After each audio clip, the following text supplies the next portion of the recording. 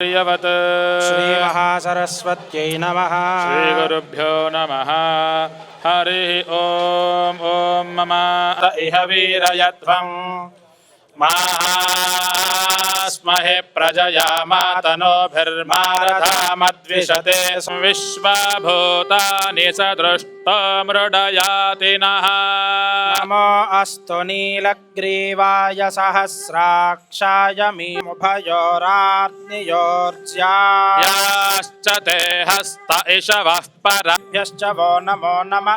आयच्छद्भ्यो विसृजद्भ्यश्च वो नमो नमोऽस्यद्भ्यो विद्यद्भ्यश्च वो नमो नमः। नमो दन्दभ्याज च हनन्याय च नमो धृष्णवे च प्रमृषाय च नमो दूताय च क्षयद्वीराय नमस्वेते अस्तु।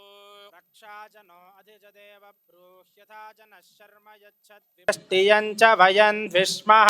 आवातवाहि भेषजं विवातवाहि यत्रपः हि विश्वभेदपो मेधा प्रतिष्ठा श्रद्धा सत्यं धर्मश्चैतानि मामाहाशिषुः उदायुषास्मभ्यं च सौभगमायजस्व भर्जुष्टमयि निषिक्तन्तवेन्द्र विष्णोरनुसन् गोचार दशा जातकरीत्या सर्वदोष परिहारार्थं